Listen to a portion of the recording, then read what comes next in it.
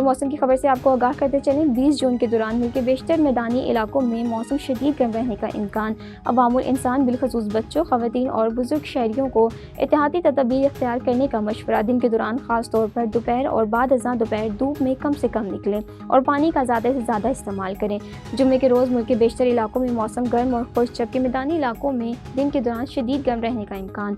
ताहम शुमाल मशरकी पंजाब, कश्मीर और मुल्का पहाड़ी इलाकों में तेज़ हवाओं और गरज चमक के साथ चंद मुकामात पर बारिश की तवक्को। गुज़िश्ता 24 घंटे का मौसम मुल्क के बेशतर इलाकों में मौसम गर्म और खुश्क, जबकि मैदानी इलाकों में शदीद गर्म रहा। ताहम नारोवाल में 1 मिलीमीटर बारिश रिकॉर्ड की गई।